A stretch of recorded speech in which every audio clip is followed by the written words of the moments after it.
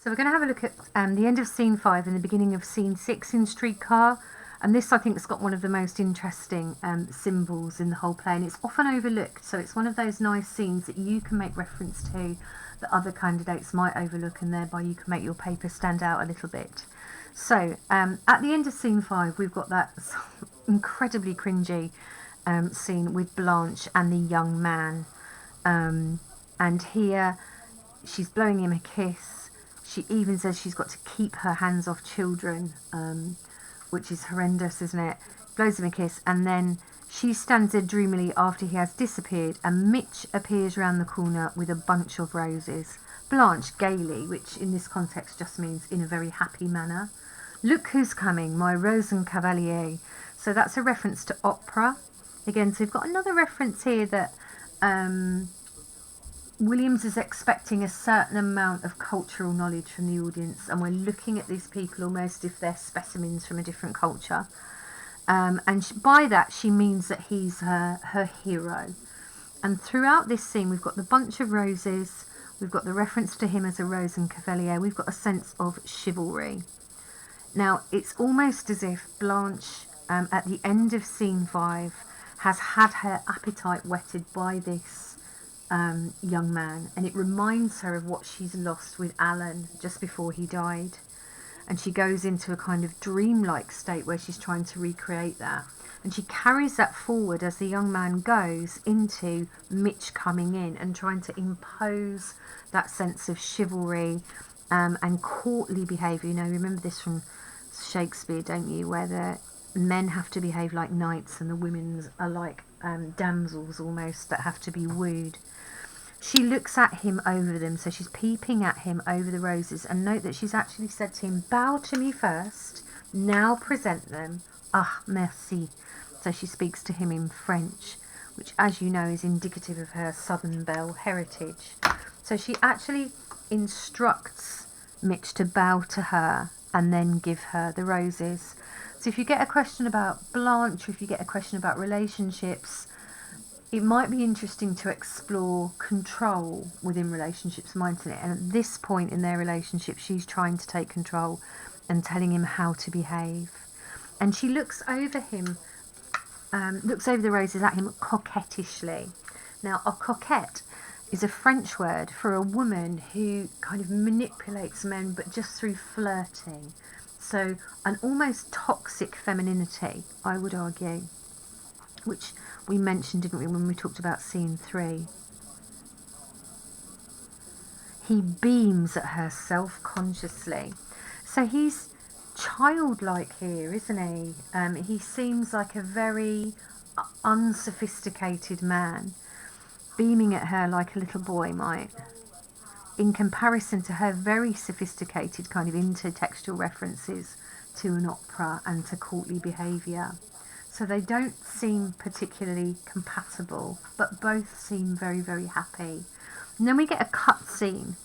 Now again, notice that some of the scenes blend one to the other. This is one of the few scenes where there seems to be a difference in time. It is about 2 a.m. on the same evening. The outer wall of the building is visible. So the lighting is used firstly to suggest evening, and also that they're now outside the apartment rather than inside it. And it's one of the few occasions that take place outside the apartment.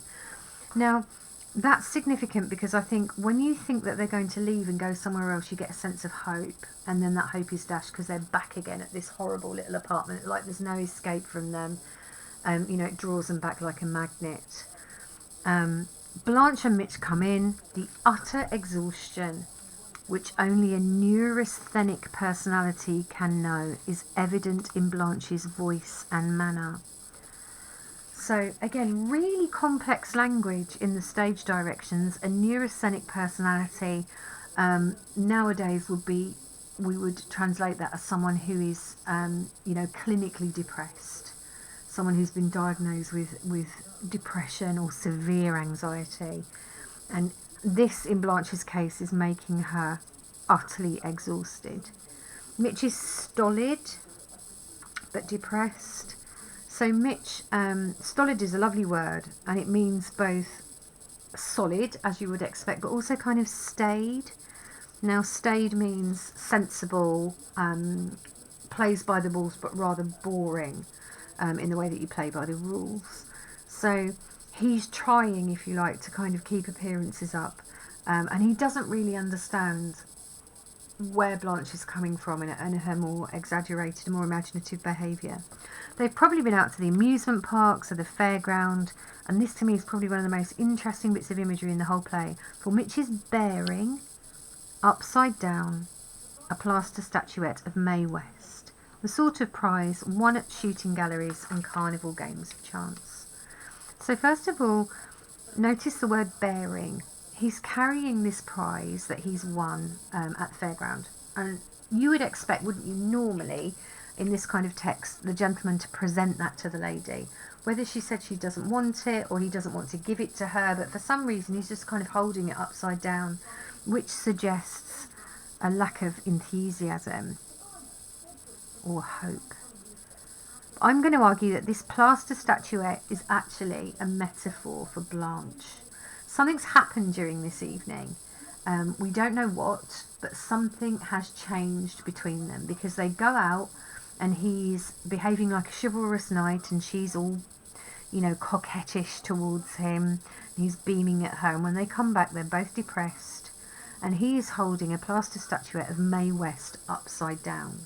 Now, Mae West, and again, have a little Google of her, I might remember looking at her in lessons, was an actress. And she was one of the few to make it from the silent era of American movies in the 1920s into the speaking movies of the 1930s and 40s. Incredibly famous. But she was really, really famous for being vampish. Now, a vamp is usually a woman who's very, very sexy. It's got nothing to do with vampires, so don't get muddled up. Beautiful but sexy in a way that makes them dangerous. So it's almost like they're going to bewitch or consume the men that they're after. Mae West was also really, really famous for making lots of quips, so words with jokes. If you Google them, she was very, very funny actually. But she's not the sort of feminine Scarlett O'Hara character that Blanche has been compared to before in the imagery. Here, I think Mitch has realised at some point that Blanche is a woman who is sexually experienced. She's not the innocent, virginal woman that he thought she was, and he's disappointed in her, hence holding the statuette upside down. Now, I don't know if your nan or granddad have got any lovely little statues that they have at home, but really nice ones tend to be made of china, and this one is made of plaster, which is fake china, cheap china. So even what this statuette is made out of is a fake.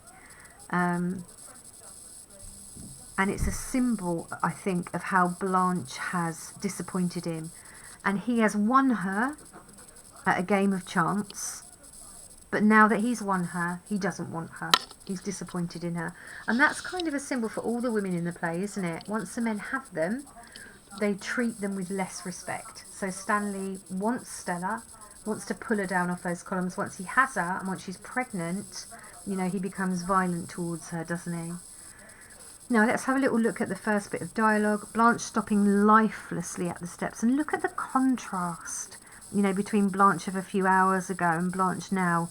And we have to just infer that something's really changed between them.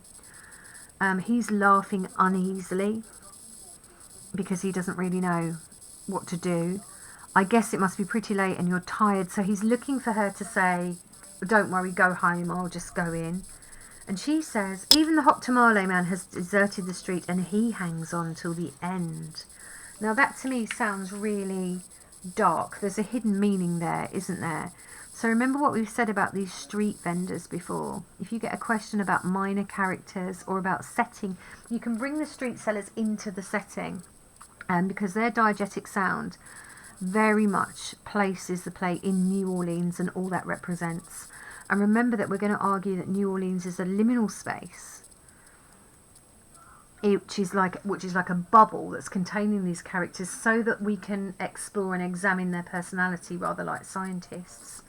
So it's a liminal space, and even the street vendors who appear almost in every scene and bookend them, Even the street vendors have now gone. So all life has left in this scene. Everything that the two of them hoped for from their relationship hasn't turned out well.